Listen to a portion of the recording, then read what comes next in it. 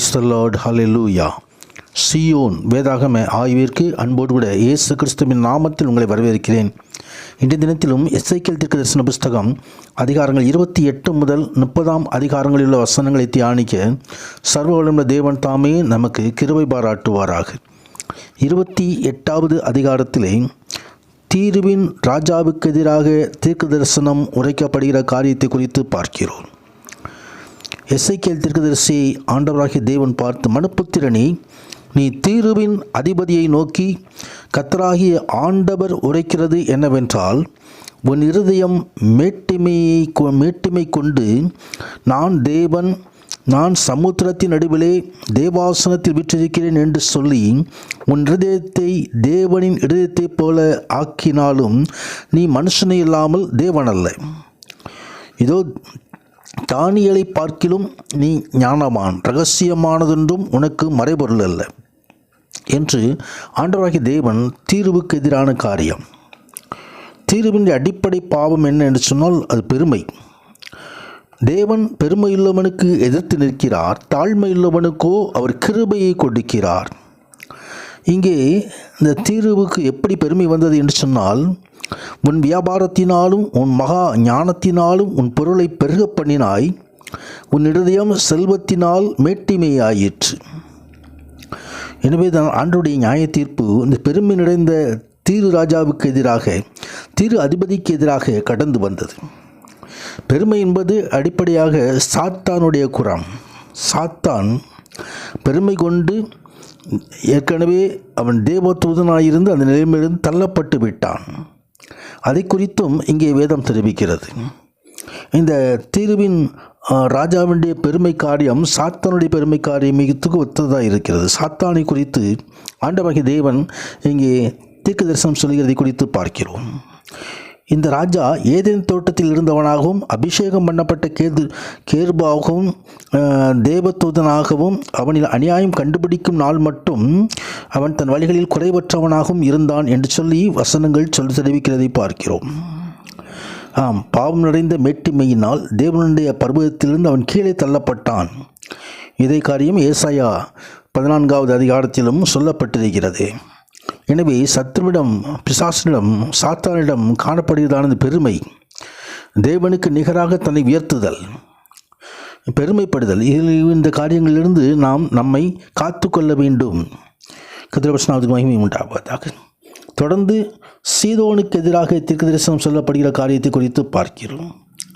மனுப்புத்திரனே, நீ உன் முகத்தை சீதோனுக்கு எதிராக திருப்பி அதற்கு விரோதமாக தீர்க்க தரிசனம் உரைத்து சொல்ல வேண்டியது என்னவென்றால், கர்த்தராகிய தேவன் சொல்லுகிறார், சீதோனே, இதோ நான் உனக்கு விரோதமாக வந்து உன்னுடைய நடுவிலே மகிமைப்படுவேன். நான் அதிலே நியாய தீர்ப்புகளை செய்து அதிலே பரிசுத்தர் என்று விளங்கும் போது நான் கர்த்தர் என்று அறிந்து கொள்ளுவார்கள். இஸ்ரவேல் வம்சத்தாரை இகழ்ந்த அந்த சீதோனியர் சுற்றுப்புறத்தராகிய அனைவரிலும் இனி தைக்கிற முள்ளும் நோவும் உண்டாயிருக்கிற நெடுஞ்சலும் அவர்களுக்கு இராது. அப்பொழுது நான் கர்த்தராகிய ஆண்டவர் என்று அறிந்து கொள்ளுவார்கள். இப்படியாக ஆண்டவருடைய நியாய தீர்ப்பு வெளிப்படுகிறதை குறித்து பார்க்கிறோம்.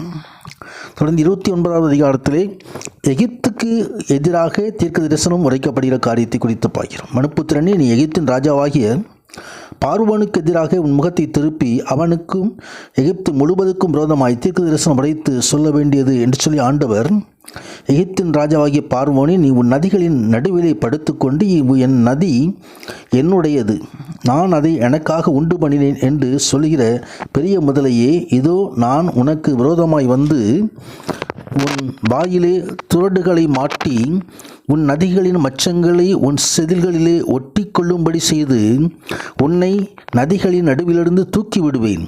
உன் நதிகளின் மச்சங்களெல்லாம் உன் செதில்களில் ஒட்டி கொண்டிருக்கும் என்று சொல்லி ஆண்டவர் எகிப்துக்கு வரப்போகிறதான கோபாக்கினை குறித்து ஆண்டவர் தெரிவிக்கிறதை குறித்து பார்க்கிறோம். பாபிலோனின் ராஜாவாகிய நேபுகாத் நேச்சாரை எகிப்துக்கு எதிராக வர செய்து அந்த நாட்டையும் மற்ற ராஜ்யங்களையும் அற்பமானதாக மாற்றுவார் என்று சொல்லி வேதம் சொல்லுகிறது. பாபிலோன் கிமு 572 கிமு 568 எகிப்துக்கு எதிராக போரிலே ஈடுபட்டதை வரலாறு தெரிவிக்கிறது.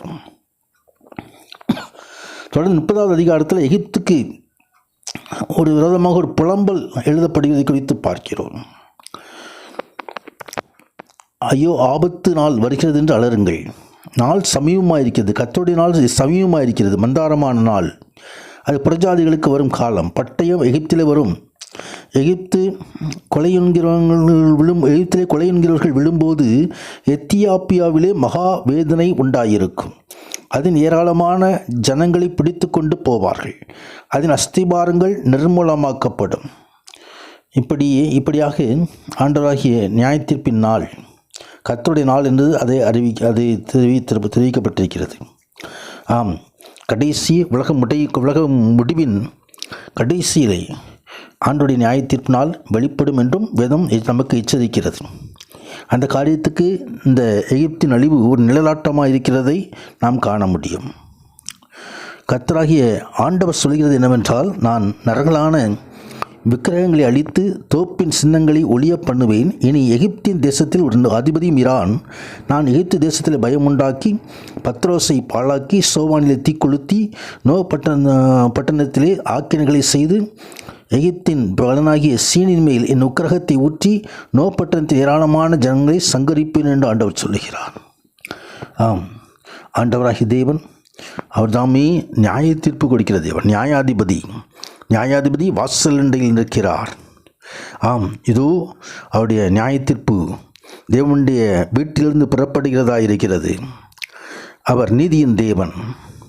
அந்த நீதியின் பாதைகளிலே நாம் நடந்து தேவநாமத்தை நாம் மகிமைப்படுத்துவோம். உன்னதரான தேவன் தாமே நம்மை ஆசீர்வதிப்பாராக. ஆமேன்.